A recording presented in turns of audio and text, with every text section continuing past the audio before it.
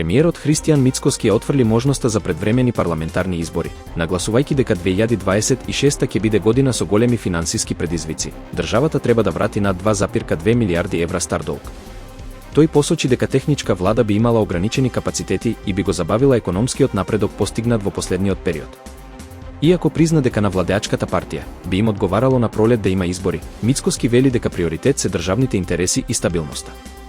Паралелно, премиерот објави дека владата ја усвоила стратегијата за соработка и развој на граѓанското општество со акциски план 2025-2028, подготвена преку транспарентен и партиципативен процес.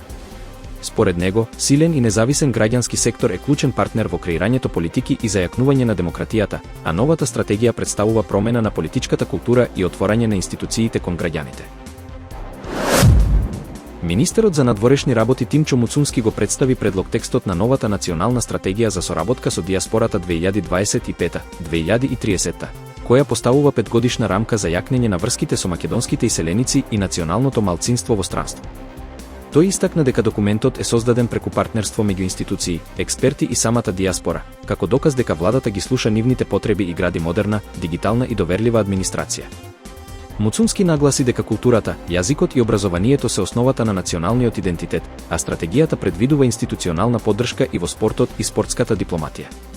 Според него, диаспората не е замината, туку клучен мост за соработка и развој. На јавната дебата учествуваа и други министри, а документот во наредните денови ќе биде достапен за јавни коментари и дополнителни предлози. Од 9 декември државните институции ќе можат да вршат и примаат плаќања во евра преку системот СЕПА, објави Народната банка. Со СЕПА, трошоците за трансакции значително се намалуваат. Наместо досегашните 14 евра, плаќањата ќе чинат 3 евра електронски и 5 евра на хартија, а сите приливи ќе се наплатуваат по 3 евра. Бидејќи најголемиот дел од државните трансакции се во евра, ова ќе донесе големи заштеди и побрзи, побезбедни прекугранични плаќања со 40 земји. Народната банка вели дека ова е значаен чекор кон европската интеграција. Комисијата за заштита на конкуренцијата изрече глоби од по 50.000 евра за 4 трговски друштва со прехранбени производи и 18.585 евра за Сојузот на стопански комори, поради утврдено картелско здружување. На состанок од 5 февруари 2025 година, учесниците усогласиле став за одбивање нови или зголемени ценовници од добавувачите, со што го прекршиле Законот за заштита на конкуренцијата. Комисијата за заштита на конкуренцијата истакна дека ваквата координација представува by object, ограничување, забрането без потреба од дополнително докажување. Глобите треба да спречат идни нарушувања и да ја заштитат конкуренцијата и потрошувачите. Во Белград повторно дојде до тензии пред парламентот, откако полицијата ги блокираше пратениците од опозицијата кои се обидоа да влезат во зградата преку шаторската населба Чацилен. Инцидентот ескалираше кога Ѓорѓе Станковиќ и Богдан Радовановиќ се обидоа да го отстранат шаторот на скалите, пошто беа нападнати од лица од протестниот камп и полицијата. Ова е втор ден поред со вакви судири. Вчера полицијата се конфронтираше и со членови на партијата Србија Центар. Опозицијата побара преместување на оградата околу кампот, а председателот Вучиќ најави дека наскоро ќе има иницијатива околу шаторите.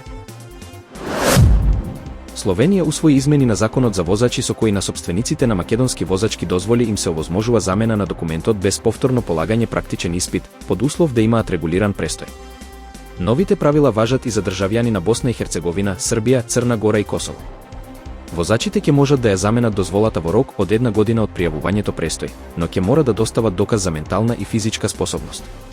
Според предлагачите, мерката ги отстранува непотребните административни пречки и го олеснува пристапот до работа. Опозицијата предупреди дека измените може да влијаат врз безбедноста во сообраќајот. Европската унија ќе продолжи силно да ја поддржува Украина на патот кон праведен и траен мир, порача Урсула фон дер Лајен во Европскиот парламент.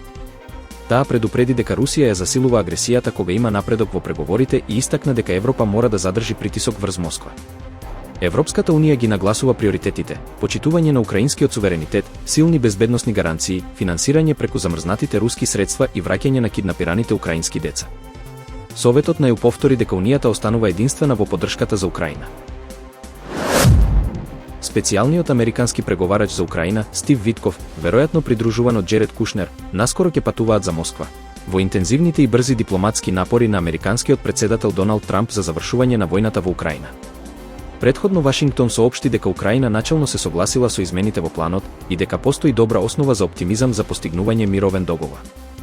Опозицијските медиуми во САД, но и водечките европски лидери се скептични во врска до оптимизмот, додека Москва ги обвинува дека со истекувањето на информации за разговорите, сакаат да ги обструираат мировните напори на Креми и Вашингтон. Во меѓувреме во напад на руски дронови во Запорожје се ранети 19 украински војници. Најмалку 4 лица, меѓу кои и еден пожарникар, загинаа во голем пожар што зафати неколку висококатници во Хонг Конг. Огнот се проширил преку бамбусовите скелиња поставени за време на реновирањето на објектите. Комплексот Ванг Фук Корт има речиси 2000 станови и околу 4600 жители, а локалните медиуми јавуваат за заглавени луѓе.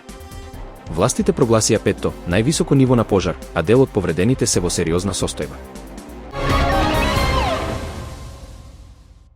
Алатките на вештачката интелигенција брзо станаа дел од секојдневието на македонските студенти, но факултетите се уште немаат јасни правила, политики или препораки како овие технологии треба да се користат, и уште поважно, како да не се злоупотребуваат.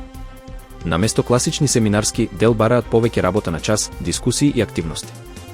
Некои професори дури ги учат студентите како правилно да користат AI, алатки за подобри резултати, а не за измама. И покрај тоа, формална политика речиси никаде нема, секој професор сам одлучува. Дел од студентите велат дека AI е корисна за учење и дополнителни извори, но многу потешко може да се искористи за да се направи целосен труд со библиографија. Интересно, бизнисот со пишување семинарски трудови не е загрозен. Изработувачите велат дека ChatGPT не дава доволно квалитетни и точни информации за академски текстови. Професорите на правниот факултет предупредуваат дека генеративната AI носи сериозни ризици. Дел од есеи изгледаат толку добро, што тешко се препознава дека не се напишани од студент. Па затоа воведуваат работа со пенкало, пишување на час или дебати. Од друга страна, професорите на педагошки и на финки велат дека AI не е закана, туку само нова алатка во образованието, како и дека постојат технологии што можат и да откријат и да скријат употреба на ChatGPT, што создава нова спирала на криеница меѓу студенти и професори. Глобално, само 10% од образовните институции имаат официјални правила за AI. Љубљанскиот универзитет е меѓу ретките што воведе конкретни насоки. Дозволена е употреба, но со задолжителна проверка и транспарентност. Во Македонија, отсуството на системски правила ја остава AI во образованието на лична проценка.